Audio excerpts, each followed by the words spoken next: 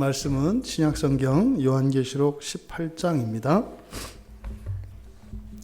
요한계시록 18장 1절에서 3절까지 요한계시록 18장 1절에서 3절까지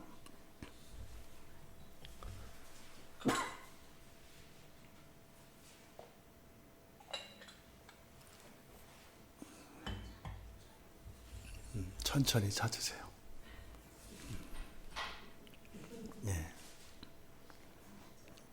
마음이 급하면 성경이 더 멀어집니다. 천천히 하세요. 자, 요한계시록 18장 1절에서 3절까지 우리 같이 천천히 한 목소리로 함께 읽겠습니다. 이 일 후에 다른 천사가 하늘에서 내려오는 것을 보니 큰 권세를 가졌는데 그의 영광으로 땅이 환하여지더라. 힘찬 음성으로 외쳐 이르되 무너졌도다 무너졌도다 큰 성 바벨론이여 귀신의 처소와 각종 더러운 영이 모이는 곳과 각종 더럽고 가증한 새들이 모이는 곳이 되었도다. 이 음행의 진노의 포도주로 말미암아 만국이 무너졌으며 또 땅의 왕들이 그와 더불어 음행하였으며 땅의 상인들도 그 사체의 세력으로 치부하였도다 하더라. 아멘. 이 일 후에 다른 천사가 하늘에서 내려오는 것을 보니, 지금 또 다른 천사가 하늘에서 내려왔다는 겁니다. 그러니까 바로 앞에 있었던 17장에서 이야기한 타락한, 그러니까 교회 안에 들어와서 교회인 척했던, 사실은 진정한 의미의 교회는 아닌, 하지만 교회 안에 있음으로써 사람들에게는 교회라 불렸고 교회인 것처럼 사람들에게 보여졌던, 그게 쉽게 말하면 오늘날 세상 사람들이 교회에 대해서 부정적으로 이야기하는 이 모든 것들, 그것이 교회 안에 있지만 교회 아닌 것들입니다. 그래서 그러한 교회 안에 있었던 이 부패한 것들, 그것들에 관한 하나님의 심판과 그것을 정화시키는 내용이 17장, 계시록 17장에서 나왔었습니다. 그런데 이제 18장에서는 이제 이 일 후에, 그러니까 마지막 종말에 교회가 어떻게 거룩함을 회복되는 것인가 하는 것을 17장에서 보여준 겁니다. 우리의 소원 있지 않습니까? 교회가 완전한 교회 되는 거. 그게 이제 17장에서 다루어진 내용이에요. 근데 사실은 우리가 살면서 그런 교회를 본 적이 없잖아요. 문제 없는 교회가 없고, 또 정말 세상과 그렇게 다르지 않은 것 같이 생각할 수밖에 없는 일들이 교회 안에 많이 있지 않습니까? 그는 사도 요한도 예외는 아니었어요. 우리가 쉽게 초대교회 이렇게 이야기를 하는데, 이게 사실은 세상에서 말하는 우리나라 사람들의 습관이에요. 우리나라 사람들 그거 있잖아요. 왕년에는. 이게 기독교인들이 이게 성경을 잘못 말하는 거예요. 기독교인은 왕년에는 이런 말 하면 돼요? 안 돼요? 안 돼요. 왜 안 되냐면 왕년에는 오늘보다 훨씬 못했고 얘기하고 싶지 않은 거예요. 그러니까 기독교인들에게서는 왕년에는 이런 말 하면 안 되는 거죠. 그러니까요, 여러분, 초대교회 당시, 사도 요한이 있을 당시의 교회와 오늘날의 교회, 어떤 교회가 더 거룩할까요? 오늘날일까요? 지금일까요? 지금인 거예요, 여러분. 우리가 가끔 그런 얘기해요. 초대교회로 돌아가자. 지금보다 못하다니까요. 초대교회보다 훨씬 거룩하고 훨씬 아름다운 게 우리들의 이 교회예요. 문제가 많은 것 같고 옛날에는 없는 것 같지만 이건 뭐다? 성경의 사상이 아니라 우리나라 한국 사람들의 사고방식이라고요. 왕년에는.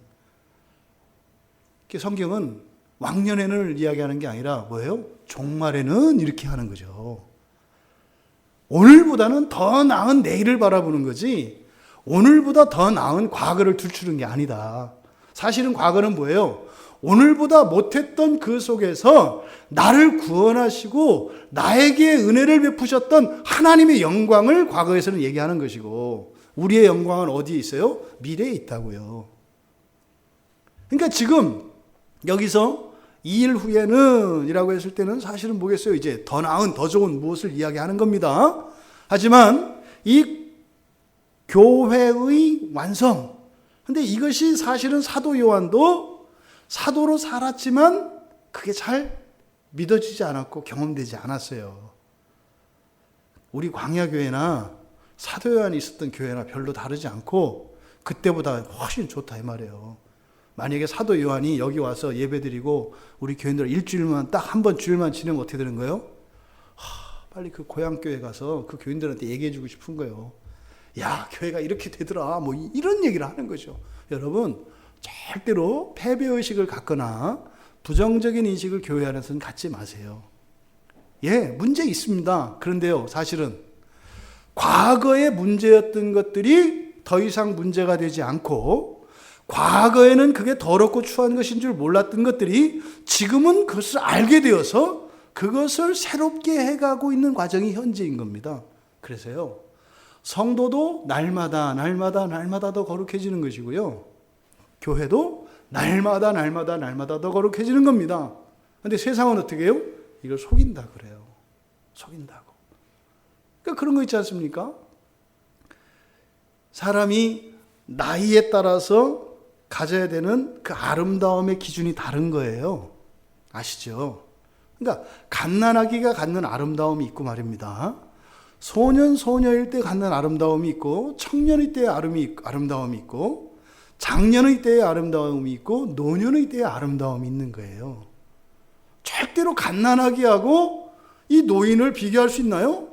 비교할 수가 없어요. 왜요? 전혀 다른 아름다움이거든요. 근데 노인이 돼서 그 갓난아기의 아름다움이 없는 것을 가지고 비관해하고 내가 아름답지 못하다라고 이야기하는 것은 어리석은 거죠. 우리는요, 그때의 아름다움을 가지는 것, 그 일에 마음을 써야 하는 겁니다. 요한이 이 마지막 그 묵시를 보았을 때 이제 교회에 대해서 가졌던 그런 의문들과 부정적인 생각들이 싹 없어졌어요. 아, 이런 거였구나. 그런 거는 어떻게 해요? 시간이 가야 되는 거였구나. 그리고 시간이 지나면 반드시 해결되는 거였구나. 그것 때문에 내가 뜬 눈으로 밤새우고 성질 죽이고, 아시죠? 이 사도 요한이 얼마나 불같은 사람이었는지.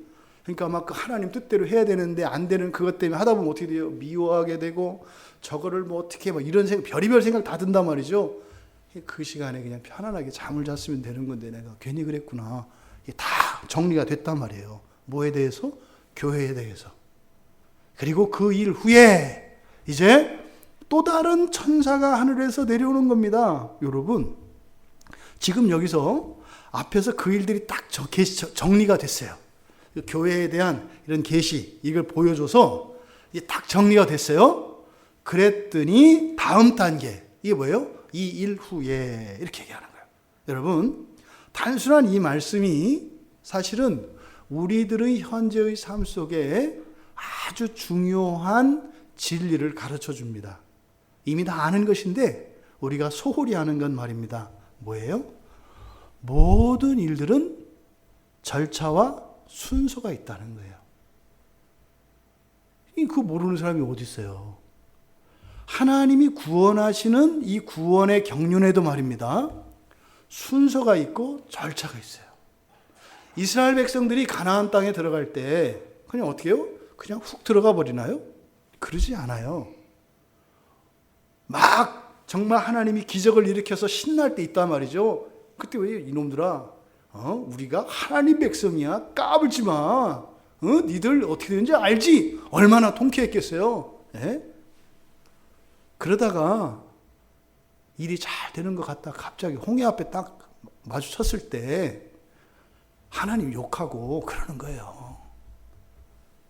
그때 사실은 뭐예요? 우리 안에 있는 그 불신앙을 보는 거지요. 그리고 얼마나 우리가 기회주의적이고 정말 양은 냄비처럼 이렇게 변덕스러운지 조금만 가스 라이터 불로만 붙여도 확 뜨거워졌다가 조금 있으면 금세 확 식어버리는, 예? 그 양은 냄비만 또 못한 우리들의 그 마음을 보게 한다고요. 이게 뭐 이럴 줄 알았으면 거기서 편안히 죽는 건데 뭐 여기 와서 뭐 했느니 막 이러잖아요. 그러니까 그게 뭐예요? 우리 안에 있는 이 죄들, 이 악들을 보게 하십니다. 사실은 하나님이 그 악을 보게 하시는 것은 뭐라고요? 고치겠다는 거죠. 고치겠다는 거예요. 여러분 인생 안에 또 여러분들이 지금 여러분들의 가정, 여러분들의 교회와 여러분 사회, 이 나라 민족에 어떤 문제가 드러났어요. 왜요? 그 사람이 그거 알아낸 거예요? 천만에요. 때가 돼서 하나님께서 들춰내신 거예요. 뭐예요? 고치시겠다는 거예요. 하나님이 고치시겠다는 거예요, 여러분. 아이고, 머니나 어떻게 이런 일이 있을 수 있어? 하나님이 고치신다는 거예요. 그러니까 어떤 문제들과 이런 부정적인 소식들을 접할 때 그리스도인과 비그리스도인들의 차이점이 여기에 있습니다. 비그리스도인들은 뭐요? 아이고 하고 그냥 헛살았네 이렇게 가는 건데, 그리스도인들은 그걸 딱 보는 순간 어떻게 해요? 순간적으로 어이쿠 소리가 나죠. 그러다 정신이 번쩍 나는 거죠. 이런 문제가 그동안 계속됐는데 이제 알려졌단 말이야? 뭐 이런 거죠. 그리고 어떻게 해요? 하나님이 고치시겠다는 약속이에요. 여러분, 모든 일에는 순서가 있습니다. 그냥 건너뛰는 거 없어요. 그것이 우리 개인들의 인생 안에도 말입니다. 반드시 거쳐야 될 과정과 그 순서와 절차를 따라서 일어나게 돼 있어요. 천사도 그러잖아요. 교회에 대한 이 계시를 보여주고 나서 이게 끝나고 나니까 다음 계시를 주잖아요. 이것은 단순히 요한이 이렇게 보았던 것만을 기록한 게 아닙니다. 이것은 뭐예요? 우리들의 삶의 원리를 이야기하는 거예요. 여러분, 봄이 지나면 뭐가 돼요? 여름이 돼요. 여름 지나면요, 가을이 됩니다. 여러분 사시면서 여름이 봄보다 먼저 왔던 적이 있던가요? 없잖아요. 여러분. 예? 가을하고 겨울이 바뀐 적이 있던가요? 없잖아요. 한 번도 없잖아요. 그럼 하나님이 우리를 구원하시는데 그 구원의 순서가 바뀌는 적이 있을까요? 없어요. 하나님 앞에 해결되지 않으면요, 진도 안 나가요. 봄 다음에 여름이 와요. 봄이 지나야 여름이 옵니다. 그러니까 그 일 후에 또 다른 계시가 오는 거예요. 이것이 우리 인생의 비밀입니다. 우리는요, 그래서 건너뛸 수 있을 거라고 생각을 해요. 되지 않습니다. 그리스도인은 절대로 그렇게 되지 않습니다. 반드시 그 순서는 따라가게 되어 있어요. 근데 지금 우리가 인생을 살아갈 때 열심히 사는 것, 그리고 잘하는 것 중요합니다. 근데 그것보다 더 중요한 건 뭐겠어요? 순서예요, 순서. 순서가 바뀐 상태에서 열심히 해봐야 소용없어요. 일이라는 게 그 순서가 있잖아요. 그 일머리가 있어요. 그러니까 있잖아요. 어떤 사람은 무진장하고 막 열심히 하는데 뭐 하나 가지고 그냥 하루 종일 하잖아요. 어떤 사람은 툭툭툭툭툭 해치는데 엄청 많은 거 하잖아요. 그게 왜요? 일머리가 있고 없고 차이예요. 일머리가 있는 사람들은요, 이렇게 그림이 그려져 있거든요. 뭐하고 할 때 사실은 뭐예요? 내가 이거 할 때 다른 거 하게끔 만들면 돼요. 그잖아요. 왜? 그러니까 밥할 때 밥솥 앞에서 앉아가지고 밥을 계속 하고, 그 다음에 또 찌개 끓일 때 막 해서 찌개 끓이고 또 그 앞에서 계속 간 보고 이렇게 하고, 예? 그것도 그 간처럼 또 이제 나물 무치려고 삶을 때 또 삶고, 그걸 따로 한다고 생각해 보세요, 여러분. 이게 우리가 이 세상을 살아가는 인생의 지혜에서 반드시 배워야 될 것은 그 순서가 있는데, 이게 되고 그 다음 거 하고 그 다음 거 하고 그 다음 거 하고 이렇게 되는 게 아니죠. 우리는 어떻게 돼요? 전체적으로 이제 순서가 되는 게 있어요. 하지만 이 부분들은 되어져 가면서 어떻게 돼요? 딱 만나거든요. 그래서 사실 어떻게 해요? 쌀 막 씻어서 밥솥에 앉혀놓고, 그죠? 그 다음에 물 끓여서 찌개 끓일 거 물 끓이고, 그 다음에 칼질을 하고 해서 이제 동시에 막 일어나는 거죠. 이게 뭐예요? 이게 일의 순서를 알면 이렇게 되는 겁니다. 이걸 모르고 냅다 열심히 하려고 그러면은 맨날 욕만 먹고, 밥 차리면은 식구들은 밥 먹고 가야 된다고요. 우리 인생이 이렇게 뒷박자로 살 수가 있어요. 일의 순서가 잡혀야 합니다. 그런데 어떻게 해요? 하나가 아니라 어떻다? 동시에 이 순서들이 동시에 일어나야 된다. 그게 뭐겠어요? 여러분, 우리 나 개인. 우리 개인으로 보면은요, 우리는 몸을 건강하게 해야 됩니다. 왜요? 건강이 아름다우니까.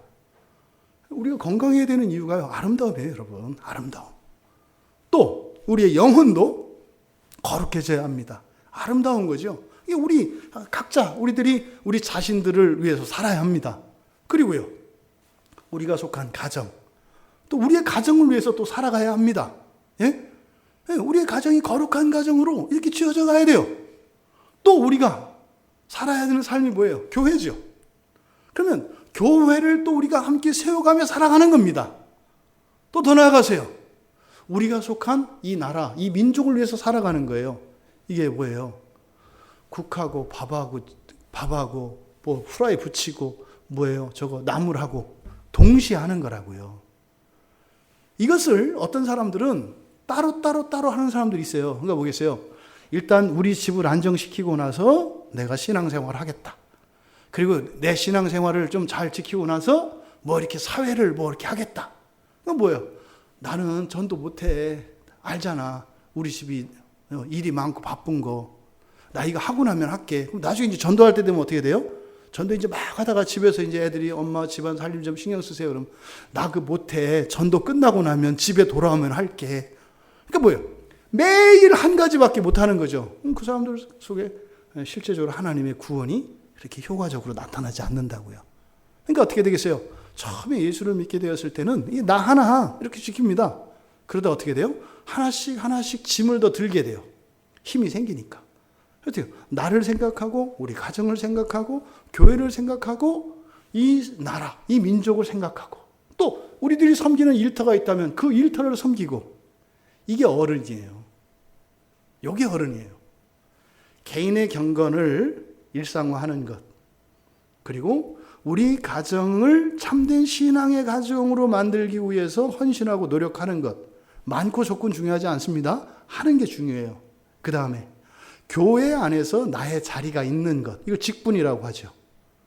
그리고 사회와 민족, 국가에 기여하는 어떠한 일들, 대부분은요, 기도로 참여하는 겁니다. 대부분은. 그리고 어떻게 해요? 그 사회의 시민으로 살아가는 거죠. 이것이 어른 그리스도인이에요. 이게 보통은 신앙생활 하면서 한 5년에서 10년 안에 이 일이 이루어져야 되거든요, 사실은. 왜? 세상은 할 일이 너무 많아요. 근데 평생 동안 초등학교를 졸업을 안 해요.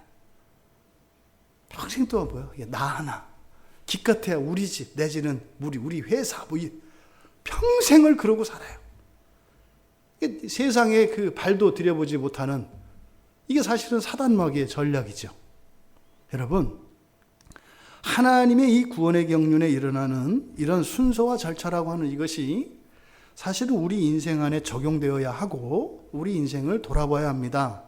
순서가 바뀐 것이 있다면 또 그 순서상에서 무엇이 해결되지 않았는데 다음에 어떤 것을 준비한다는 것 자체는 어리석은 일이에요. 그래서 이 순서와 절차를 지키며 또 이것을 전체를 하나로 어우러내는 이 구원의 경륜을 우리들의 삶 속에 적용할 수 있어야 합니다. 그런데 하늘에서 내려온 그 다른 천사는 큰 권세를 가졌대요. 뭘 가졌다고요? 권세. 여러분들에게는 권세가 있나요? 없나요?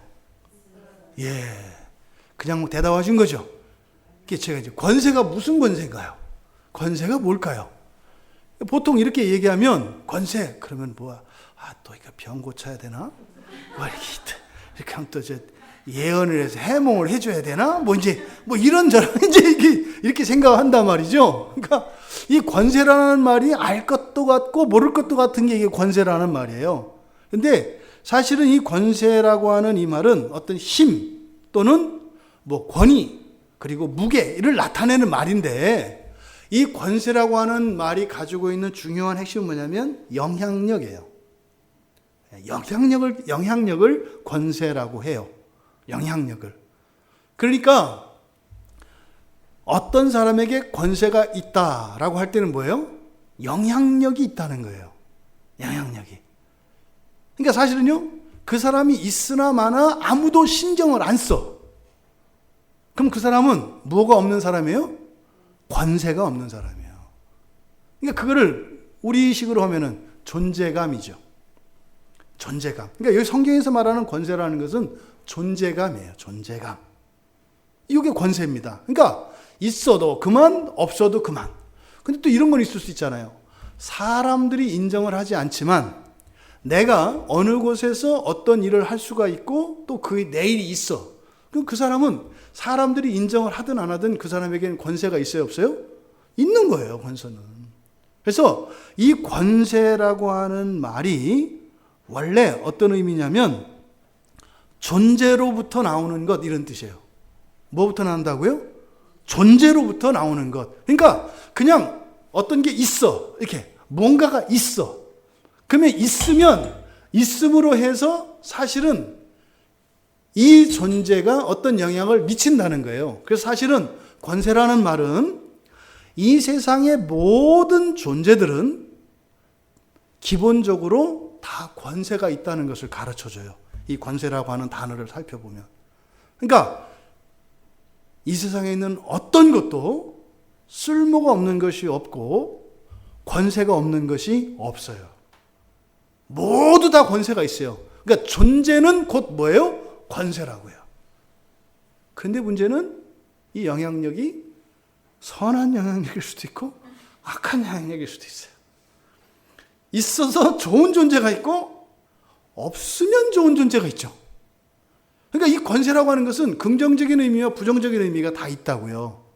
근데 우리가 보통 죄인이다 그럴 때는 뭐겠어요? 우리의 존재 자체가 뭐라는 거예요? 악이에요. 악, 존재 자체가. 그래서 그냥 사라지는 게 최고로 좋아. 그게 죄인 된 상태죠. 그러다가 우리가 하나님이 우리를 딱 부르시고 예수가 나를 딱 잡으시면 그때부터 어떻게 되는 거예요? 조금씩 좋은 영향력을 끼치는 사람이 되는 거예요. 그건 말입니다. 이 권세라는 말은 존재에서 나온다고 그랬어요. 일로서 나오는 게 아니에요. 존재로서 나오는 거예요. 그러니까 그 존재 자체가 악한 존재라면 그 사람이 그 존재가 가지고 있는 그 영향력은 어떤 거예요? 악한 거예요. 근데 그 존재 자체가 거룩하고 선한 존재라면 그 존재가 가지고 있는 영향력은 어떤 거예요? 좋은 거예요. 그러니까 여러분들은 그리스도인들이시니까 어때요? 그냥 선과 악으로 나누면 여러분들은 어떤 존재들이세요? 선한 존재들이세요. 그러니까 여러분들이 가는 곳마다 거기는 어떤 거예요? 좋은 영향력이 미쳐지는 거예요. 그래서 우리 권사님들이 많이 다니시는 거잖아. 여기저기. 왜? 선한 영향력 때문에. 우리 이제 쉬고 싶지 않은가? 그잖아요. 그죠? 쉬는 거 좋아하지. 근데 어떻게 해요? 우리에게 선한 영향력이 있기 때문에 여기저기 찾아가서 이런 거죠. 이게 진짜예요. 그래서 권세라는 것은 존재, 모든 존재들이 가지고 있는 어떤 능력, 힘, 이것을 말한다. 그런데 이 천사는 어떤 권세를 가졌대요? 큰 권세를 가졌대요. 그럼 권세를 영향력이라고 할 때 이 천사는 어떤 존재라는 거예요? 굉장히 큰 영향력을 끼치는 천사라는 거예요. 그러니까 여기서 우리가 천사 세계를 잠깐 들여다볼 수 있어요. 그러니까 천사도 뭐예요? 권세가 큰 녀석이 있고 작은 녀석이 있어요. 여러분들은 우리가 천사를 녀석이라고 하면 돼요, 안 돼요? 되는 거예요. 우리 종들이니까. 주인은 종들한테 녀석이라고 해도 그 녀석들은 우리가 불러만 줘도 좋아요. 그게 지금 듣고 좋아할 거예요, 지금. 아, 우리 주인님이 날 불러주셨다. 이 녀석들. 이렇게 하면은 천사들이 좋아한단 말이에요. 예? 여러분, 집사님도 그렇고 집에서 강아지 키우시잖아. 누구야? 불러주면 어떻게 해요? 좋아요? 안 좋아요? 누구야라고 하든지, 이 녀석이라고 하든, 똥강아지라고 하든, 그냥 좋아하잖아요. 천사들은 원래 그런 거야. 사람이 주인이니까. 이 녀석들. 그러니까 천사 이 녀석들도 어떻다는 거예요? 권세가 큰 녀석들이 있고 작은 녀석들이 있어요. 근데 사실은 이 권세가 크다 작다라고 하는 것은요, 우리들이 인생을 살아가면서 해야 되는 일 중에 하나가 천사 길들이는 거거든요. 우리가 그리스도인들이 해야 되는 일 중에 하나, 우리가 훈련해야 되는 일 중에 하나가 우리 천사 길들이는 일을 해야 된다고요. 근데 어떻게 해요? 힘이 없고 권세 없는 애들은 조금만 해도 말 들어요. 근데 권세가 센 녀석들은 우리 말 잘 듣겠어요? 안 듣겠어요? 덤빈다고요. 권세가 센 천사들이 하는 거 뭐겠어요? 여러분들 안 고쳐지는 거 있죠? 여러분 안 고쳐지는 거 있잖아요. 그 일들이 바로 누가 하는 일들이에요? 권세 센 천사 녀석들이 하는 짓들이에요. 이게 잘 안 다뤄진다고요. 그런 거 어떻게 해요? 오래 걸려요. 오래. 그러니까 천사도 이렇게 권세가 큰 녀석이 있고 뭐 작은 녀석이 있고 있다는 것을 가르쳐줘요. 그러니까 뭐요? 죄도 힘이 센, 영향력이 센 게 있고 작은 게 있어요. 그러니까 죄를 짓더라도 될 수 있으면 어떤 죄를 져야 돼요? 영향력이 좀 약한 걸 져야 돼. 왜? 그래야 우리가 고칠 수 있거든. 근데 이게 센 거를 짓고 나면은 나중에 후회한다고. 그러니까 뭐요? 빚을 얻더라도 이자가 좀 어떤 걸 써야 돼요? 낮은 걸 써야 된다고, 낮은 거를. 이자가 높은 그 돈을 썼다가 이거는 배보다 배꼽이 더 커가지고 옛날에 그 달러 이자 있잖아요. 그죠? 아니 세상에 100만 원을 한 달 썼는데 원금이 100만 원인데 이자가 300만 원이래. 이런 거 걸려들면 큰일 나는 거예요. 그러니까 어때요? 우리가 죄를 짓더라도 어떤 죄를 짓자? 이자 싼 거 짓자. 싼 거. 그래서 이유를 잘 따져보셔야 돼. 이거는 달러 이자인지 뭔지. 그래서 함부로 이렇게 어떤 죄를 쉽게 생각했다가는 큰 코 다치는 죄가 있다. 그래서 죄도 큰 죄가 있고 덜 큰 죄가 있어요.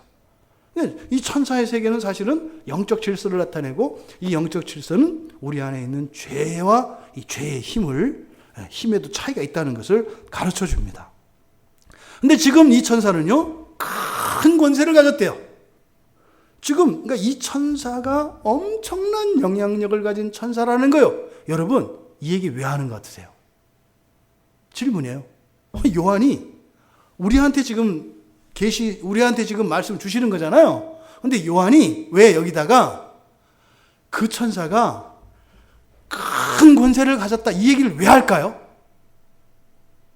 여러분 만약에 집에 손님이 오세요. 네? 집에 손님이 오시는데 얘기하는 거예요. 이번 오시는 손님 굉장히 중요한 손님이야. 이렇게 얘기하는 건 뭐겠어요? 그냥 그 사람이 대단하다 뭐 이런 얘기일까요? 아니죠. 누군가가 우리 집에 오는 손님이 대단한 손님이래요. 그럼 왜 그 말을 해요? 누구를 위해서? 나를 위해서. 뭐 하라고? 준비하라고. 지금 여기서 큰 권세를 가졌다. 이건 사실은 뭐겠어요?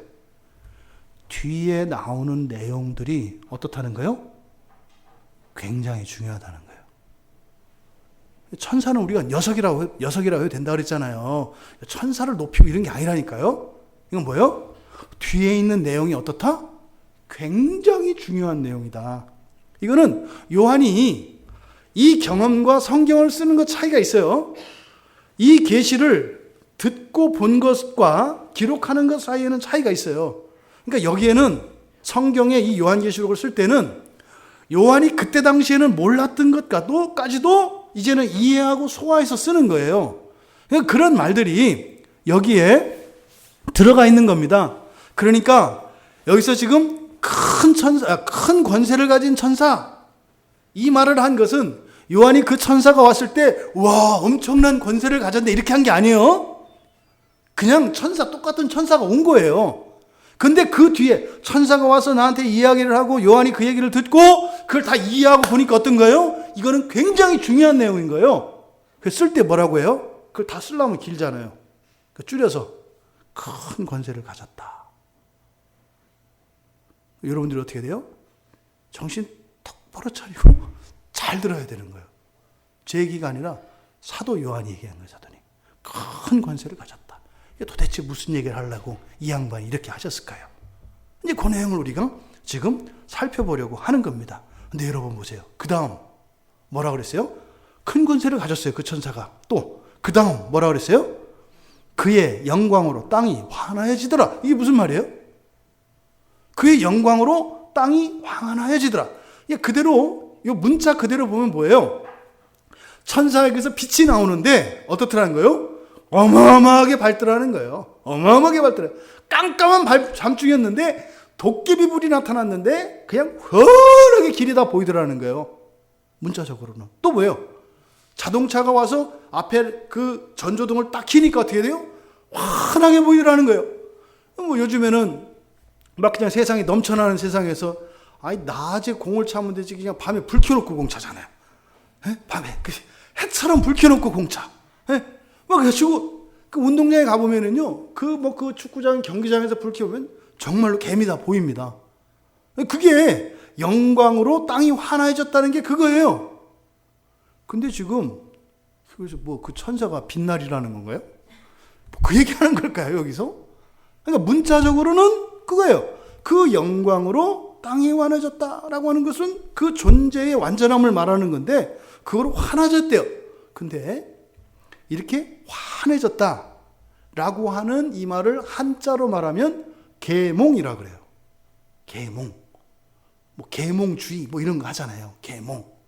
그러니까 지금 여기서는 단지 그냥 문자적으로 깜깜했는데 천사가 나타나니까 환하게졌다 이런 얘기가 아닌 거죠. 이것은 사실은 이 환하해졌다라고 하는 이 말이 영적으로 밝아진 것을 말해요. 영적으로 밝아진 것. 그리고 어떻게 해요?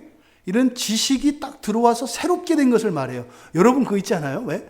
성경을 읽다가 또 설교를 듣다가 어떤 말씀이 딱 깨달아졌을 때 머리가 시원해지고 환해질 때가 있죠.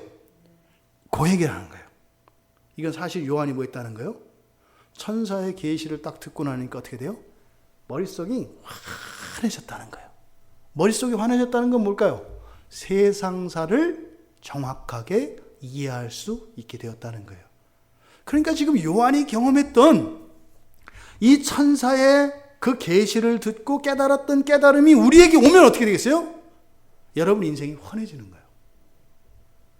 여러분 인생이 환해지는 거예요. 그러면요, 여러분 과거도 다 알겠고 여러분 미래도 알겠는 거예요. 그게 지금 여기서 말하는 환해졌다라는 거예요. 땅은 세상을 뜻합니다. 세상은요, 옛날이나 지금이나 나중 다 의미하는 거예요. 그러니까 지금 1절에서 천사에 대해서 얘기하는데 하늘에서 내려왔다는 거, 하늘에서 내려왔다는 거, 그리고 큰 권세를 가졌다는 거, 그리고 그 영광으로 땅이 환해졌다고 하는 거. 지금 요한이 뭘 강조하려는지 아시겠죠? 여러분 인생에 대해서 풀리지 않은 수수께끼들 있잖아요. 여러분 미래에 대해서 불안하고 불확실한 거 있잖아요. 요한도 있었다니까요. 그런데 이 천사의 말씀을, 이 계시를 듣고 나니까 어떻게 했더라? 그게 환해졌다는 거예요. 그러니까요, 너희들도 잘 들으면 이걸 누릴 수 있어, 이렇게 얘기한 거죠. 그 은혜가 오늘 이 자리에 있는 우리 모두에게 임하기를 바랍니다. 1절은 그러니까 뭐예요? 뒤에 있는 내용이 너무나 중요한 거다. 그리고요, 실제적인 거다. 그리고 이게 정말로 우리 인생의 문제를 해결하는 아주 중요한 하나님의 계시의 말씀이다. 이 얘기를 한 거예요. 그럼 이제 2절과 3절이 이제 본격적인 이야기인데, 2절에 보니까 힘찬 음성으로 외쳐야 돼. 또 강조하는 거예요. 힘찬, 또 강조하는 거예요. 그러니까 뭐예요? 요한이 우리를 잘 알아요. 1절에서 잔뜩 강조해놓고 나서 그 이제 우리가 그래야 되겠구나 하고서 이제 2절로 딱 넘어오는 순간 벌써 우리는 까먹고 뭔데? 이렇게 이제 딱 나가는 태도를 아는 거예요. 다시 2절에 하면서 어떻게 해요? 힘찬 음성으로 말하되, 다시 한번 정신 놓지 마! 정신 바짝 차려! 이렇게 힘찬 음성. 사실 이게 뭐라고요? 자기 경험이에요. 요한이 그랬던 거예요. 요한이 그랬기 때문에 자기가 경험한 것을 우리들은 그런 실수를 반복하지 않도록 안배해 놓은 거죠. 그렇죠? 땅이 이렇게 파진 곳을 메꿔 놓은 거예요. 힘찬 음성으로 이야기했답니다. 그러니까 여기서 힘찬 음성 말이고요, 소리고요. 여기서는 어떤 메시지잖아요. 그러니까 여기서 지금 힘찬이라고 하는 말은 사실은요, 단순히 큰 목소리 이런 걸 얘기하는 게 아니에요. 우리말로는 다른 단어가 없어서 그냥 힘찬이라고 번역한 거예요. 뭐 병원도 뭐 이거 이름 딴 병원이 있더만. 뭐 그거 하면은 뭐 힘이 차지는지 어쩌는지 모르겠어요. 힘이 더워져야 되지 않나? 힘이 차면 어떡해? 좋고 한 겁니다. 근데 여기서 힘차다고 하는 것은 단지 힘 있는 이게 아니에요. 성경에서는. 성경에서 이 힘차다라고 하는 이 말은요, 하나님의 권능을 나타낼 때 쓰는 말이에요. 이 힘차다라는 것은. 그러니까 지금 이 천사가 말을 하는데 그 말 속에는 뭐가 있었더라는 거예요? 하나님의 권능이 있었더란 말이에요. 하나님의 권능이 담긴 말을 했다. 그러니까요, 지금 이 천사의 말이 요한에게 들려지고 깨달아졌을 때 어떻다는 거예요? 완전히 요한을 새롭게 했다는 거예요. 요한을. 하나님의 권능은 여러분 어떤 건가요? 하나님의 권능 뭐 크고 대단해요. 근데 완전하고 뭐 어마어마한 건데, 또 하나님이 가지고 있는 중요한 그 권능의 중요한 특징은 뭐냐면 즉시 이루어지는 거예요. 즉시. 말씀과 함께 즉시 이루어지는 거예요. 그러니까 힘찬 음성이 들렸을 때는 요한은 지금 이렇게 말을 설명하고 있습니다만 그 말씀이 딱 들어오는 순간 어떻게 해요? 쫙 바뀌었다는 거예요. 이게 지금 힘찬 음성이에요. 그러니까 보겠어요. 뒤에 지금 나올 내용이 어떻다는 거예요? 그 효과가 어떻다? 확실하다. 분명하다. 그리고 반드시 그렇게 된다. 이것을 힘찬 음성으로 이렇게 이야기를 한 겁니다. 그럼 이제 진짜 중요한 말, 내용이죠, 이제 내용. 그죠? 천사가 한 말이 뭐예요? 2절 그 뒤에 힘찬 음성으로 외쳐 이르되, 그 뒤에 그렇게 지금 사도 요한이 중요하다, 중요하다, 중요하다. 여기는 하나님의 권능이 담겨 있는 것이다. 이것이 해결되면 너희들의 인생이 바뀌고 생각이 바뀌고 다 이해가 된다. 헌해진다. 그 내용이 뭐예요? 우리 같이 읽어보겠습니다. 무너졌도다, 무너졌도다. 큰 성 바벨론이여, 귀신의 처소와 각종 더러운 영이 모이는 것과 각종 더럽고 가증한 새들이 모이는 것이 되었도다. 화내져요? 여러분 지금 읽었더니 화내지냐고요? 화내지냐고요? 아니 뭐 이거 들으면 화내진다고 그러더니 화는 게 아니라 저 답답한 게 하나 더 생겼네. 뭐 이렇게 되는 거 아니에요? 네, 감춰놓는 거죠. 감춰놓는 거죠. 묵시의 특징입니다. 왜요? 들을 수 있는 자만 들을 수 있도록. 그 효과를 다 주는 게 아니에요. 하나님의 자녀들에게만 주세요. 그러니까 어떻게 해요? 하나님의 말씀이 들려질 때 우리들은 하나님의 말씀의 껍질을 벗겨야 합니다. 이렇게. 그걸 계시라고 해요. 성경은 누구나 다 가질 수 있어요. 아니, 누구나 다는 아니고 돈 주고 사면 돼요.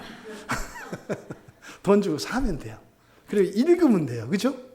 그런데 지금 요한이 그렇게 가슴이 시원해지고 그의 인생이 바뀌고 정말 이렇게 놀라운 하나님의 권능을 체험하는 그 일들은 정해져 있어요. 정해져 있어요. 근데 지금 보세요. 앞에 힘찬 음성으로 할 때 지금 1절에서부터 여기까지 내용과 뒤에 있는 내용이 다르잖아요. 사실과. 뭐 그렇다더니 뭐 여기 무너져서 어쨌다고. 뭐 안 보이잖아요. 그죠? 그러니까 이런 이제 계시들을 퍼올리는 역할을 하는 게 이제 목사들이죠. 이제 설교자들이 그것을 발견해서 여러분들께, 이게 사실은 저희들이 하는 것도 아니죠. 성령께서 그냥 단지 저희들을 사용하실 뿐이죠. 발견한 그 진리를, 그리고 여러분들께 이렇게 말로 설교했을 때, 설교가 길고 말도 잘 못해도 그거를 가져다가 여러분 안에 탁탁탁 심어주는, 또 성령이 하시는 일이죠. 또 심어줘도 그 마귀들이 그걸 쪼아서 말씀을 가져가지 못하게, 좋은 밭에 뿌려진 씨와 같이 여러분 마음밭에 심겨져서 거기서 생명의 열매가 맺히도록 하는 것도 누가 하시는 일이에요? 성령이 하시는 일이에요. 그래서 말씀을 준비하는 자나 설교하는 자나 그것을 듣는 자나 또 그 말씀이 내 안에서 역사가 일어나도록 그렇게 되기를 원하는 모든 이들은 성령을 의지해야 되는 것이에요. 그랬을 때 요한이 경험한 이 일, 이 효과들을 똑같이 누리게 되는 거죠. 여기서 무너졌도다, 무너졌도다, 큰 성 바벨론이여, 이렇게 얘기를 했습니다. 그러니까 어쨌든 뭔가가 어쨌대요? 무너졌대요. 무너졌다. 이게 무슨 말일까? 이게 무슨 말일까? 그럼 여러분들은 성경을 읽을 때 어떻게 해요? 질문을 던지셔야 되는 거예요. 뭐가 무너졌다는 거야? 성경에 바빌론이라고 나와 있어요. 그죠? 바벨론. 바벨론이 뭔데? 이렇게 물어봐야 되는 거예요. 모르겠잖아요. 그럼 어떻게 기도하는 거예요? 하나님, 요한이 나한테 편지 써가지고 뭐 무너졌다고 하더니 뭐 바벨론이 무너졌다는 이게 뭐예요? 이렇게 목사님들한테 물어보는 거잖아요. 이게 뭐예요? 물어보는 거죠. 또 목사님이 설명을 해줬는데 설명을 듣고 나니까 더 모를 때 있잖아요. 이게 더 모르겠네. 또 이제 어떻게 기도하는 거죠. 그러다 어느 순간에 다른 성경을 보다가 그게 딱 생각이 나는 거예요. 우와, 이거야? 뭐 이렇게 깨닫는 거죠. 그러니까 지금 여기서 무너졌도다. 그러니까 지금 뭘 강조하고 있어요? 무너졌다는 걸 강조하는 거예요. 여러분, 왜 무너졌다 왜 그럴까요? 입장 바꿔서 생각을 해보세요. 여러분들이 누군가에게 이거 무너졌어 요 얘기를 해요. 왜 하겠어요? 어떤 때 그런 얘기를 하겠어요? 여러분이 무너졌어 얘기. 우리가 지금 우리 교회 자리 이렇게 얻으러 다니고 있잖아요. 그랬더니 그러는 거죠. 나갔어 이 얘기 왜 하는 거예요? 거기 못 들어간다니까요. 그죠? 그러니까 아니 다른 사람 계약했으면 못 들어가는 거잖아요. 다 임자 있어 이 얘기 아니에요. 나갔어. 그러니까 어때요? 거기 들어갈 생각하면 돼야 안 돼요? 안 되는 거예요. 인생 꼬이는 거예요. 그럼 들어가려면 어떻게 해야 되겠어요? 뭐 돈을 더 주고 계약금 물어주고 할까? 아니면 거기 귀신 나오게 해가지고 저 안 좋은 자리인 줄 알고 그 사람 나가게 할까? 별의별 이렇게 쓸데없는 생각할 거 아니에요. 여기서 지금 무너졌다 이 얘기를 왜 하겠어요? 그러면 여러분들 안 무너진 줄 안다고요. 안 무너진 줄 안다고. 안 무너진 줄. 그 요한이 뭐라고 하는 거예요?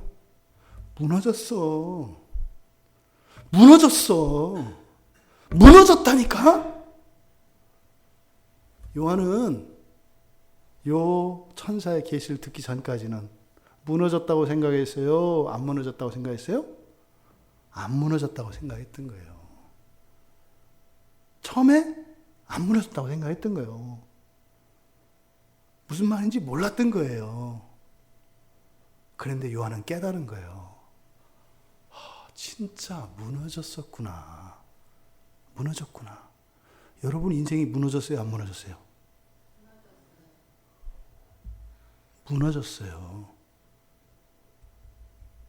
무너졌다고요. 여기서 무너졌다는 것은요, 예수님께서 예루살렘 성의 멸망을 예언하셨잖아요. 그죠? 어느 정도로요? 돌멩이 위에 돌멩이 하나도 얹혀지지 않는데요. 그럼 뭐예요? 완전히 무너진 걸 말하죠. 여기서 무너졌다는 게 그 말이에요. 완전히 무너졌다는 거예요. 근데 여기서 뭐가 무너졌대요? 바벨론이 무너졌대요. 바벨론이 뭘까? 앞에서 17장에서 큰 성 바벨론 그랬어요. 그죠? 그러니까 계시록 17장에서 나오는 이 교회의 부정과 타락에 대한 여러 가지 이야기를 하는데 그 중에 하나가 뭐였어요? 큰 거였어요. 큰 도시. 큰 건물은 다 무너져요.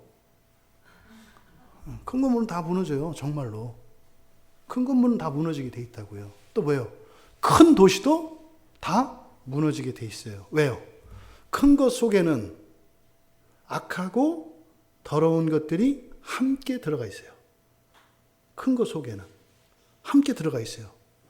그러니까 여기서 말하는 바벨론이라고 하는 것은 앞에서 이야기한 큰 도시, 큰 성, 이거 뭐예요? 큰 도시, 큰 성. 이건 우리가 생각하는 좋고 크고 넓고 멋지고 좋은 이 모든 것을 뜻하는 거예요. 근데 지금 여기서는 교회에 대한 이야기가 아니라 사실은 뭐라 했어요? 교회가 아닌 이 세상에 대한 이야기예요. 그러니까 이 바벨론은 세상 전체를 의미합니다. 하나님이 이 세상을 창조하셨을 때 크고 좋은 게 있었어요. 그게 뭐였어요? 우주 전체예요. 하나님이 첫째 날부터 여섯째 날까지 쫙 창조하셨을 때 어땠어요? 다 크고 좋은 거였어요. 네? 다 좋았어요. 하나님이 보시기에 좋은 것들이었어요. 다 좋은 거였어요. 그게 바벨론이에요. 그러니까 바벨론이 가지고 있는 이런 부정적인 의미도 있습니다만, 근데 사실은 바벨론이 바벨론 되기 전에는 좋은 것이었다고요. 이 세상 자체가 이렇게 악하고 더러운 게 아니었다고요. 원래는 어떤 거예요? 좋은 거였다고요. 그런데 사람이 죄를 지음으로 말미암아 이 세상, 하나님의 창조 세계 전체가 무너졌다고 얘기를 하는 거예요. 근데 진짜로 아담이 죄를 졌을 때 세상이 무너졌나요? 안 무너졌잖아요. 그럼 왜 무너졌다고 했을까? 원래 하나님이 지으신 창조 세계는 말입니다. 날마다 더 좋아지게 되어 있어요. 어떻게 되어 있다고요? 날마다 더 좋아지게 되어 있다고요. 이게 하나님의 창조의 특징이에요. 그런데 죄를 짓는 순간 어떻게 되는 거예요? 날마다 더 좋아지는 일이 중단돼서 이제는 거꾸로 가는 거예요. 이렇게 거꾸로 가는 거예요. 거꾸로. 점점 시간이 가면 갈수록 이 세상은 어떻게 돼요? 점점 더 나빠질 겁니다. 점점 더 나빠질 겁니다. 여러분, 환경운동 하는 분들이 있어요. 그렇죠? 세상을 오염시키지 말자, 더럽히지 말자, 환경을 지켜야 한다. 그 꿈이 이루어질까요? 안 이루어질까요? 안 이루어져요. 안 이루어져요. 왜요? 바벨론은 어떻게 했다고요? 무너졌다니까요. 더 좋아지는 거 없어요. 더 나빠지는 거예요. 이게 지금 여기서 무너졌다 그 큰 성이요. 예? 바벨론 그 큰 성이요. 여러분 인생도 마찬가지예요. 여러분 인생은 원래 어떤 거예요? 날마다 좋아지는 게 아니라 어떤 거예요? 날마다 나빠지는 거라고요. 근데 여러분 세상이 그렇게 가르쳐요? 여러분 예수 믿기 전에 학교에서 어른들이 그렇게 가르치시던가요? 애야, 너 앞으로 살면서 계속 어려워질 거야. 네가 일을 하면 할수록 점점 더 고통스러워지고 어려울 거다. 열심히 해봐야 소용없다. 이렇게 가르치시던가요? 아니잖아요. 뭐라고 배우셨어요? 열심히 해라. 에? 쨍하고 해 뜰 날 온다. 뭐 이렇게 하잖아요. 지금 어렵지만 분명히 봄날은 온다. 이렇게 가르치잖아요. 근데 성경은요? 아니래요. 아니래요. 이미 옛날에 다 무너졌기 때문에 그런 일은 없다고 얘기하는 거예요. 이미 무너졌다. 그러니까 우리 인생뿐만 아니라 이 세상 전체가 더 좋아지는 것은 있다 없다? 없다. 없다. 우리가 왜 바쁘죠? 더 좋아지려고. 그죠? 더 좋아지려고 바쁘잖아요. 근데 그런 일은 일어난다 안 일어난다? 안 일어난다는 거예요. 지금 요한이 깨달은 걸 말하는 겁니다. 그렇게 안 된다는 거예요. 그렇게 되는 게 아니라는 거예요. 아담 할아버지가 에덴 동산에서 쫓겨났을 때, 그 선악과를 따먹었을 때, 그때부터 이 세상은 완전히 무너졌구나. 이게 아담 할아버지의 문제가 아니라 사실은 이 세상이 그런 거였네? 근데 사도 요한이 이때 어떤 생각했겠어요? 사도 요한은 십자가에 달리신 예수님을 봤어요. 예수님에게서 종말을 본 거죠. 종말은 뭐예요? 무너지는 것의 마지막이 사실은 어디에 나타난 거예요? 십자가에 나타난 거예요. 내가 예수님의 제자가 됐다는 게 이런 거였구나. 완전히 무너진 세상에서 계속 무너져 버릴 수밖에 없었던 내가 이제는 무너진 것이 아니라 다시 세워지는 삶으로 살게 된 것, 이게 예수의 제자 된 거였구나를 깨닫게 된 거예요. 그럼 우리가 예수를 믿고 구원받은 사람들의 삶은요, 무너진 바벨론 성, 무너진 그 삶을 사는 것이 아니라 이제는 어떻게 했어요? 무너진 것을 세우기 위해서 살아가는 사람들이 되었겠네요. 그러니까 이 세상 사람들은요, 이미 무너진 것을 무너지지 않은 줄 알고 몸부림을 하는데 그게 뭐 하는 일이에요? 돌 위에 돌이 있던 것을 내려놓는 거예요. 무너진 것을 더 무너지게 하면서 살아가는 거예요. 그리고 나서 어떻게 해요? 허무하다 이렇게 얘기하는 거죠. 죽어라 하고 했더니 더 무너졌네. 억울하네. 이게 세상 사람들의 삶이에요. 그럼 그리스도인들은요, 이제는 무너진 것들을 하나하나 세우는 거죠. 여러분, 아까 천사를 통해서 이 세상 일에는 하나님의 구원의 경륜뿐만 아니라 순서와 절차가 있다고 그랬어요. 그렇죠? 그러니까 어떻게 했어요? 이런 순서와 절차가 회복되어져서 하나하나 세워가는 거예요. 그 시작이 뭐예요? 예수 그리스도를 나의 구주로 영접하는 겁니다. 예수 그리스도를 나의 구주로 영접하는 순간 무너져버린 그 세상에서 무너져버린 것을 이제는 세우면서 살아가는 새로운 인생을 살아가는 거예요. 요한의 인생이 그랬던 거였어요. 근데 요한은요, 무너진 것을 안 무너진 줄 알고 그것을 세우려고 하다 보니까 막 성질내고 그랬던 거예요. 말씀드렸잖아요. 요한의 생애는 그렇게 거룩하고 멋진 삶이 아니라니까요. 여러분, 병든 노모를 병수발하면서 사는 삶이 그렇게 대단하고 위대해요? 안 그렇잖아요. 요한이 살았던 인생이 그거라니까요. 병든 마리아를 수발 들고 밥하고 설거지하고 다 했을 거라고요. 예수님의 사도인데 더군다나 권능도 있었잖아요, 요한에게. 여러분 그런 생각 없겠어요? 자기도 병 고칠 권세가 있어요. 또 얘기 듣잖아요. 저 건너에서 이번에 베드로 사러가 죽은 사람도 살리고 병든 자도 고쳤다. 설거지하면서요, 어떤 생각하겠어요? 참, 그렇게다가 밥풀이라도 달라붙었다가 설거지 좀 늦게 해가지고 딱딱해진 거 하려면 그거 잘못하면 찔리잖아요, 그죠? 이게 아프죠? 그러다 다쳐가지고 피라도 났어봐. 그럼 요한이 어떻겠어요? 이게 냄비 집어던지고 싶지 않았겠어요? 내가 지금 이런 걸 하고 있어야 돼? 근데 설거지하면서 예수의 이름으로 명하노니 그릇이여 깨끗하게 될지어다. 이럴 수는 없잖아요. 근데 그런 권능이 있는 사도가 그저 설거지나 하고 화장실 청소나 하면서 살아갈 때 마음이 어떻겠었냐고요. 근데 왜 사도의 마음속에 그런 답답함이 있었을까요? 무너지지 않은 거라고 생각한 거예요. 여러분, 사람이 죽은 사람을 이렇게 세워요. 예? 병든 사람을 고쳐요. 근데 그 무너져요, 안 무너져요? 무너져요. 기적을 일으켜서 부자로 만들어요. 무너져요, 안 무너져요? 무너져요. 다 놓고 간다니까요. 중풍 병자 일으켰어요. 예? 무너져요, 안 무너져요? 무너진다니까요. 여러분들이 이 세상에서 원하는 모든 소원과 그것들 다 이뤄보세요. 무너져요, 안 무너져요? 무너진다니까요. 무너진 거라니까요. 그런데요, 안 무너진 줄 알아요. 그렇잖아요? 이 문제만 좀 풀리면 뭐가 될 거라고 생각하잖아요. 돼요? 무너진다니까요. 왜요? 이 세상의 정체성이 다 무너진 거라는 거예요. 지금 요한이 여기서 무너졌다. 바벨론 그 큰 성이요. 자기의 인생을 얘기하는 거예요. 이때 당시에 예수님 당시 이제 그 혁명을 일으키고자 하는 사람들이 있었어요. 유대의 이 주권을 로마로부터 이제 자유를 찾으려고. 그거 막 해가지고 싸우고 이렇게 해가지고 세우면 돼요? 무너졌다니까요. 그게 아니라니까요. 그렇게 되는 게 아니라니까요. 근데 요한은 그런 삶을 살았던 거예요. 여러분들에게 세상은 무너졌나요? 안 무너졌나요? 네. 무너졌다가 다시 서야 돼요. 그죠? 예수 그리스도와 함께 십자가에 못 박고, 예? 내 정과 이 욕의 육심이 뭐겠어요? 안 무너졌다는 거예요. 안 무너졌다는 거.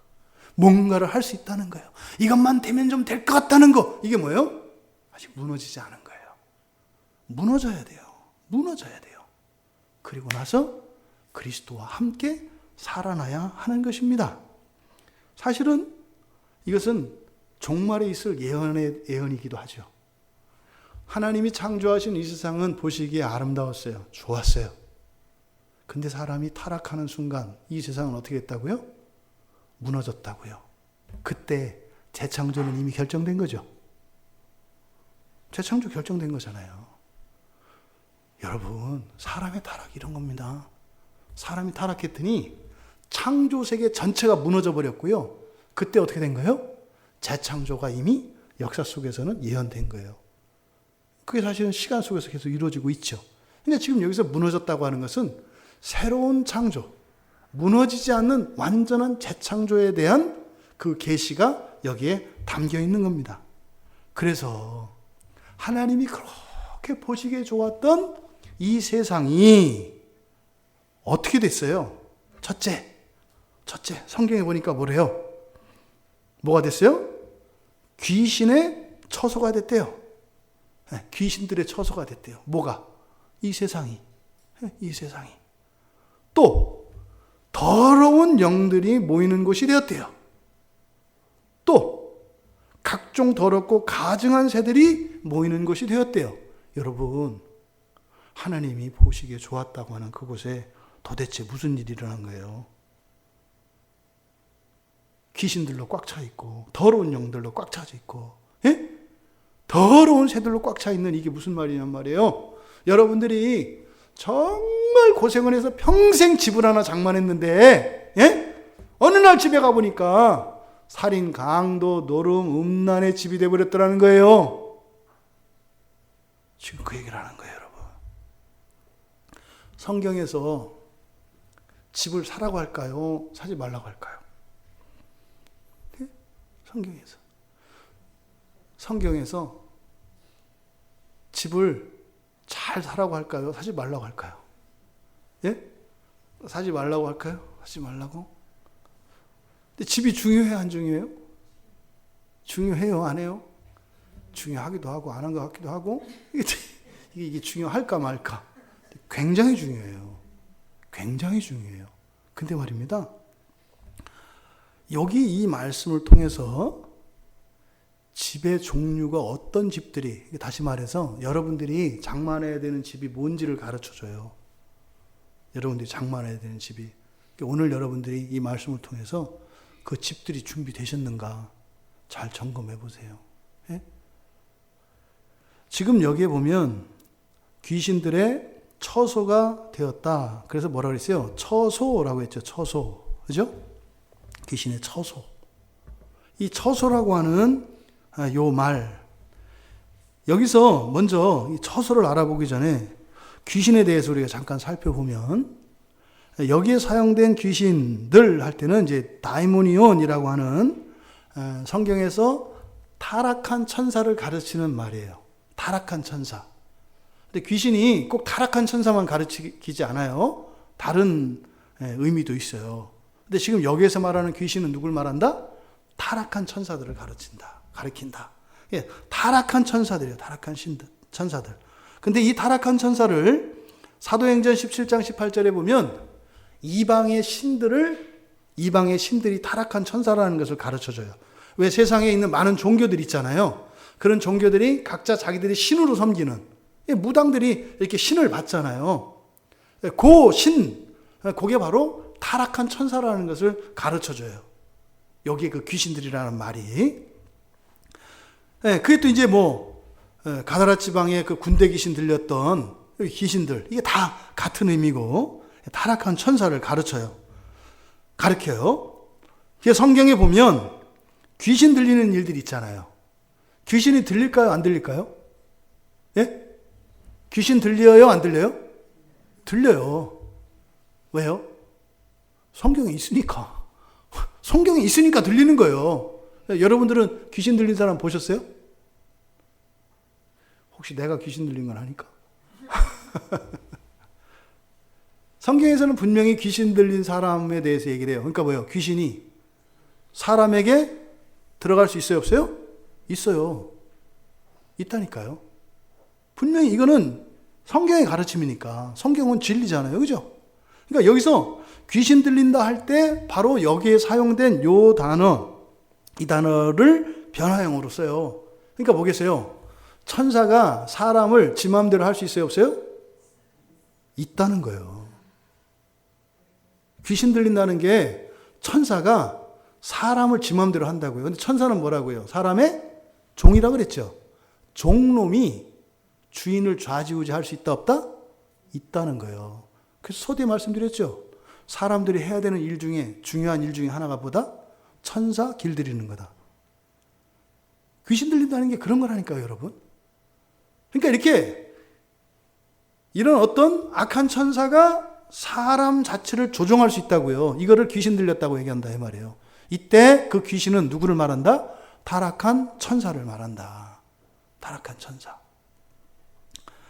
그러면 그 귀신들의 처소라고 그랬어요. 근데 여기 지금 사용된 처소는 그냥 집이라는 의미고 거처 이런 뜻이에요. 근데 성경에 보니까 말입니다. 이 처소 거처에 대해서 지칭하는 말들이 다 달라요. 그러니까 지금 여기서 사용한 이 처소라고 하는 것은요, 천사나 이런 영적 실체들이 거하는 곳을 처소라고 해요. 그러니까 처소는 뭐라고요? 영적 실체가 거하는 곳을 처소라고 한다 이 말이에요. 이게 성경에 딱 2번 쓰여요. 근데 지금 여기서는 이 귀신들은 천사라 그랬죠. 물론 타락한 천사. 그러니까 타락한 천사가 거하는 곳을 처소라고 해요. 근데 어디가?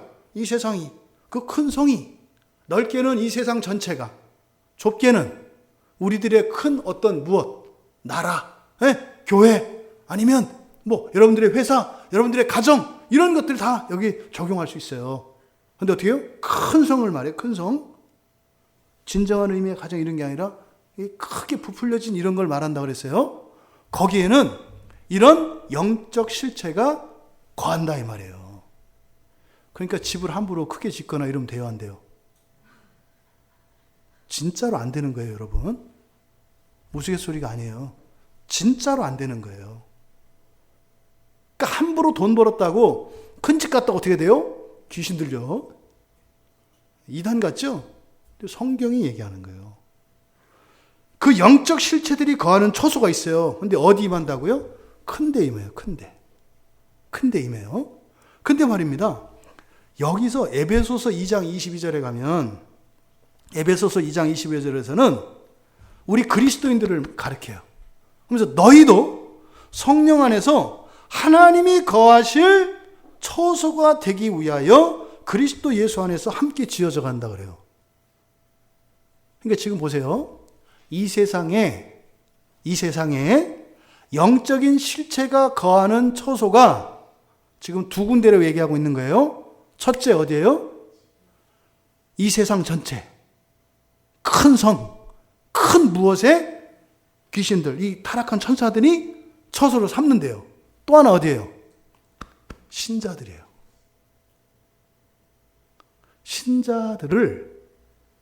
이런 신자들이 영적인 처소가 된대요. 근데 신자들에게는 누가 임해요? 하나님이.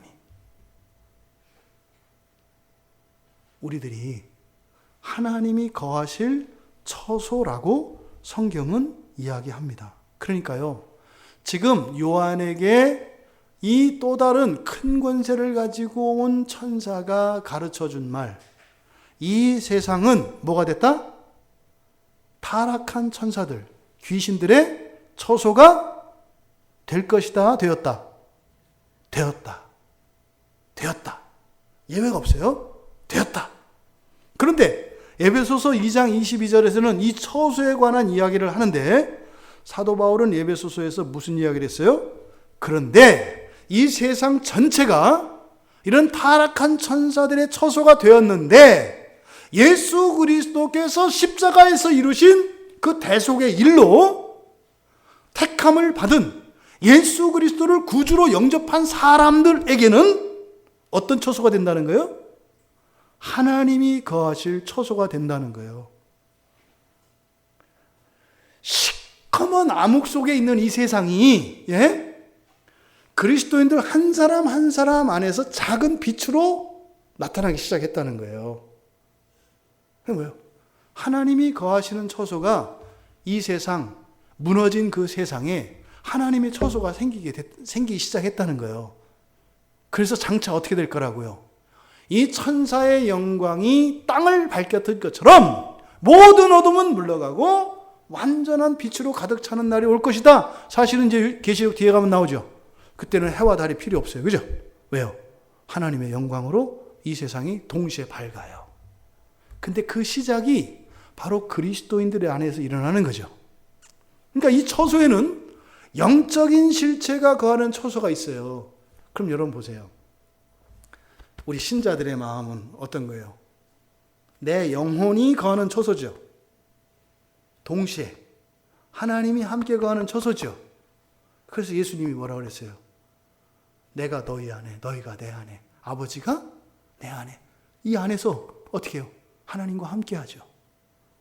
그러니까 이미 우리는 하나님과 연합이 되어 있어요. 어디에?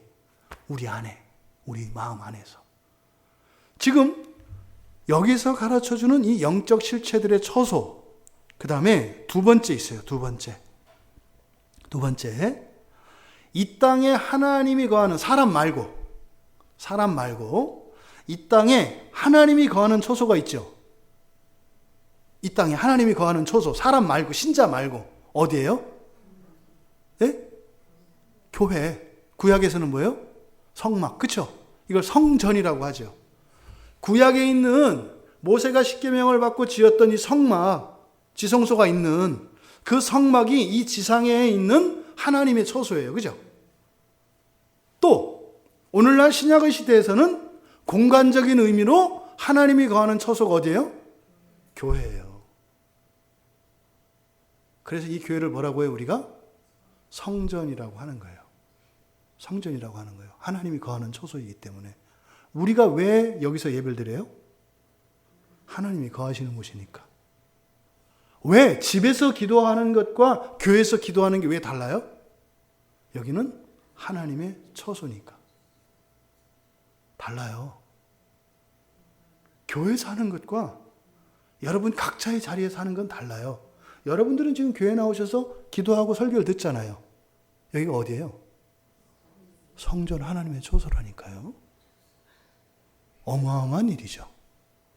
그러니까 성경에 있는 이 땅에 하나님이 거하시는 처소가 두 군데가 있어요. 하나는 신자의 마음속, 또 하나는 공간적으로 성전으로 택함을 받은 그곳이에요.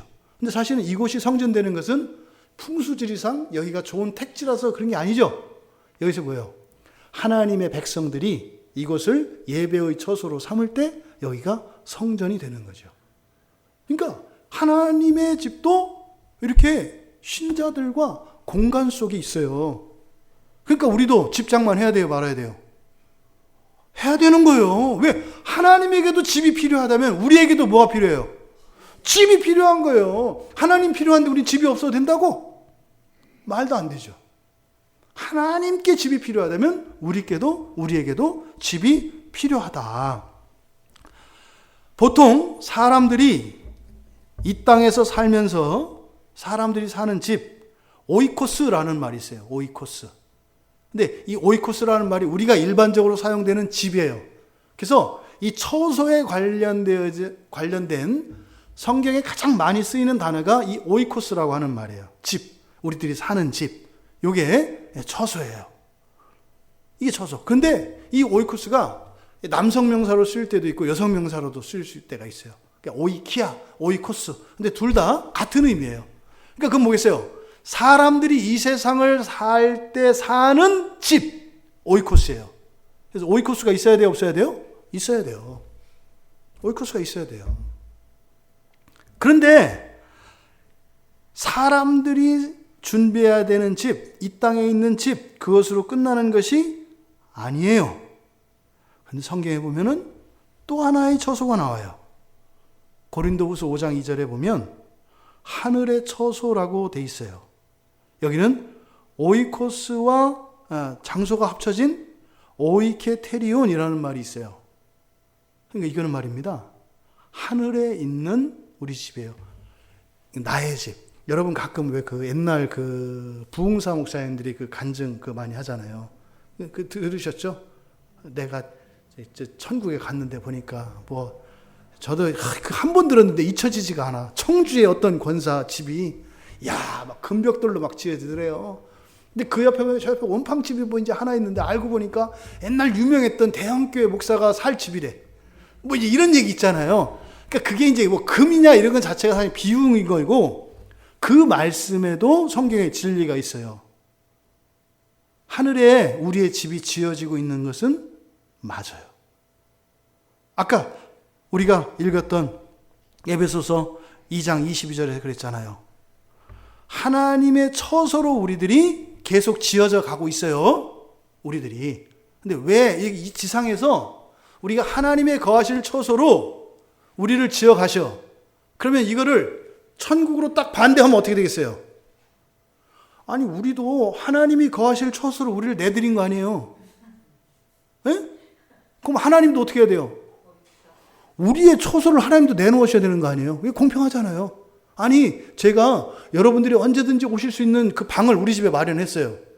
그럼 여러분들도 여러분 집에 방 하나 마련해야 돼요, 안 해야 돼요? 해야죠. 우리가 우리를 하나님 처소로 드렸잖아. 그럼 하나님도 우리를 위한 처소를 주셔야 돼요, 안 주셔야 돼요? 주셔야 돼요. 그래서 예수님이 가신 거 아니에요. 근데 그 처소는 어떻게 된다고요? 지어져 간다 그래요. 그러니까 그 부흥사 목사님들이 한 게 그대로는 아니지만 그분들도 어렴풋이 알았던 거예요. 진짜로 하늘에 우리의 집들이 지어져 가요, 안 지어져 가요? 지어져 가요. 그게 에베소서 2장 22절의 말씀이라고요. 진짜로 지어져 가요. 그러니까 여러분, 이 세상에서 살 집을 장만해야 되고 천국에서 살아갈 집을 장만해야 돼요, 안 해야 돼요? 해야 된다 이 말이에요. 이게 우리들이 신앙생활을 열심히 하고 하나님의 뜻을 따라 살아가는 동기이기도 하고 목적이기도 하다 이 말이에요. 근데 어떤 사람들은 생각해 보세요. 천국에서 지을 집들은 준비 안 하고 이 세상에서 지을 큰 집만 짓고 있다면 뭐겠어요? 귀신들이라 놀다가 죽지 않겠어요? 이 세상의 집과 하늘의 집을 지어야 한다라고 하는 것을 성경은 가르쳐 줍니다. 땅에 하나님의 처소가 있다면 하늘에도 우리의 처소가 있다는 거예요. 우리가 땅을 내어서 하나님의 처소를 마련했다면 그 얘기는 뭐예요? 하늘에도 하나님이 우리를 위한, 우리의 처소를 위한 땅을 내주신다는 거예요. 그런데 여기서 지어져 가는 그것과 마찬가지로 하늘에서 우리의 집이 지어져 간다라고 하는 사실을 요한은 깨닫게 된 거예요. 요한이 마리아를 섬기면서 반모섬에서 구질구질한 삶을 살았는데 가슴이 시원해진 건 뭐예요? 이야, 하늘에 내 집이 크다. 이 크다는 의미는 단지 큰 걸 말하는 게 아니죠. 이야, 나는 하늘집 짓기 위해서 살아온 사람이었구나. 그러니까요, 자기 인생에 후회가 없어진 거예요. 이야, 복되다. 복되다. 말씀을 따라, 신앙을 따라 어떨 때는 사람들보다 못한 것 같고 이 세상 사는 데는 살림에 내가 넉넉지 못해서 참 궁색하고 위축되고 그랬는데 이야, 하늘에 있는 집은 크구나. 이게 요한의 가슴을 뻥 뚫어준 거예요, 여러분. 우리는 지상에 있는 집뿐만 아니라 하늘의 집을 지으며 살아가는 사람들인 것을 오늘 요한의 말씀을 통해서 우리들이 알게 되었습니다. 그리고 나서 하늘에 있는 집과 땅에 있는 집을 비교합니다. 그 뒤에 있는 얘기들 보세요. 지금 큰 성 바벨론, 이건 사실은 뭐예요? 이 땅에 있는 우리들이 생각하는 집이에요. 예? 우리들이 몸담고 있는 세상이에요. 그 세상이 어떻게 됐다고요? 귀신의 처소가 됐고요. 더러운 영들이 모이는 곳이 됐고요. 근데 뒤에 보니까 처소 그랬는데 뒤에는 곳이라고 되어 있죠. 더러운 영이 모이는 곳 이렇게 되어 있잖아요.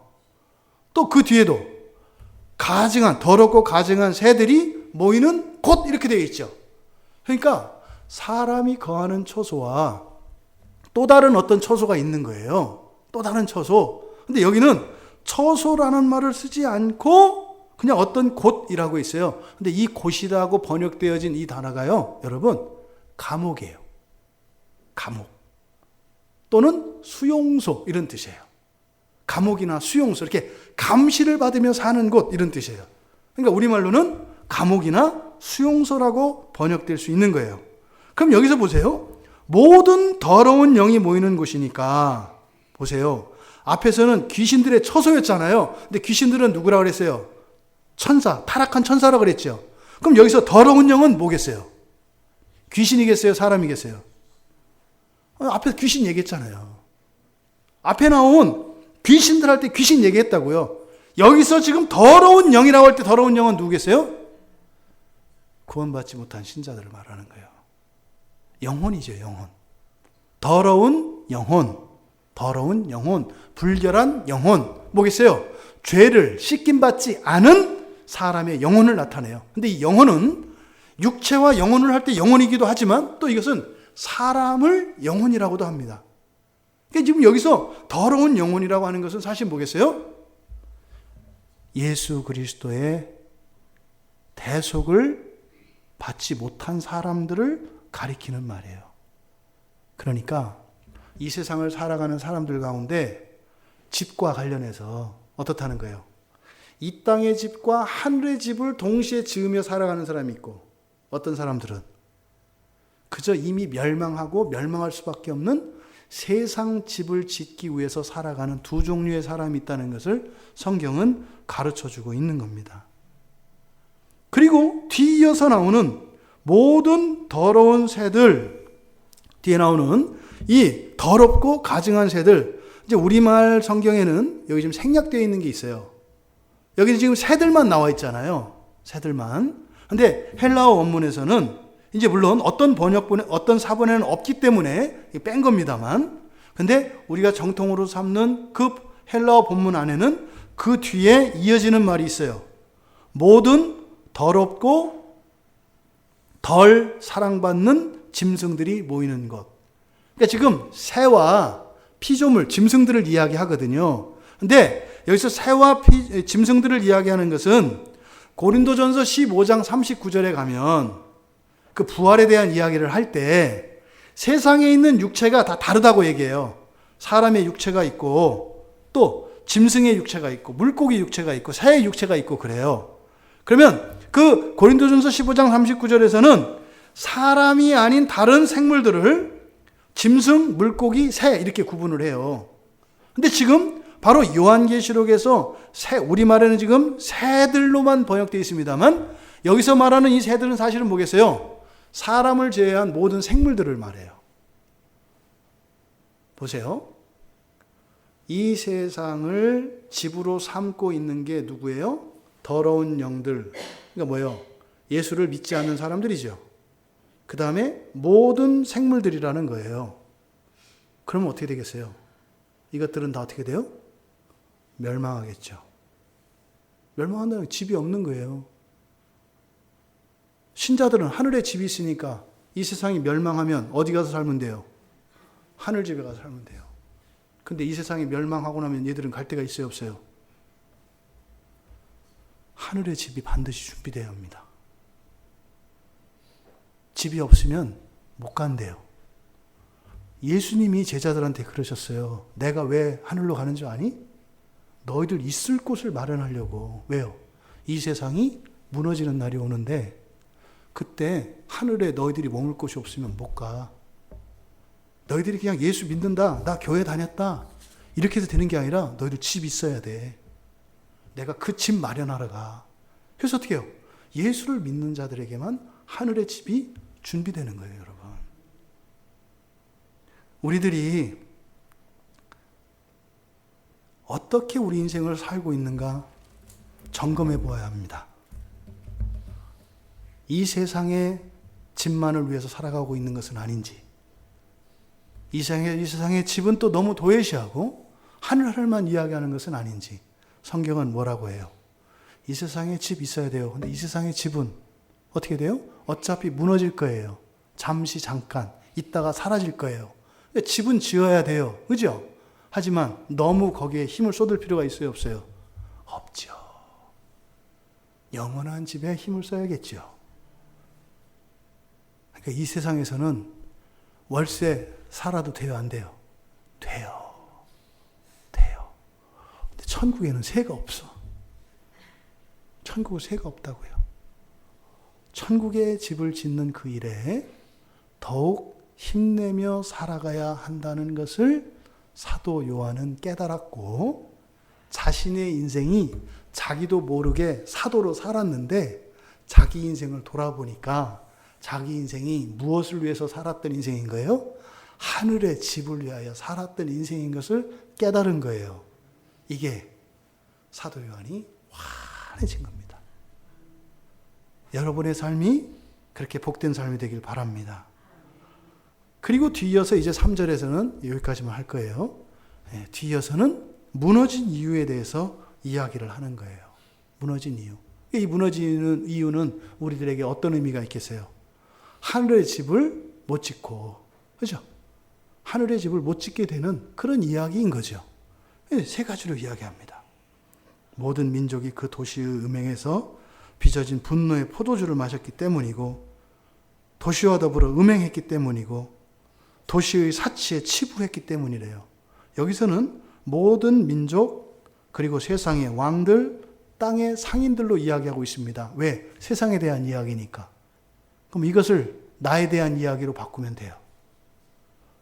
내가 이 모든 민족들과 또 세상의 왕들과 땅의 상인들처럼 산다면 나는 뭐 하는 거예요? 무너진 인생을 사는 거라는 거죠. 여러분, 우리는 무너지지 않는 인생을 살아가는 자들입니다. 그래서 정말 영원한 우리의 처소, 그 하늘 집이 무엇인지를 깨닫고 우리의 인생에 가장 복되고 값진 것은 바로 하늘에 나의 집을 짓기 위하여 살아가는 것임을 깨달을 수 있는, 그래서 나의 인생을 다시 한번 그 하늘 집과 이 땅의 집이라고 하는 이 관점을 가지고 우리 스스로의 인생을 돌아보고 또 우리가 앞으로 살아갈 우리의 이정표를 삼을 수 있기를 주님의 이름으로 축원합니다.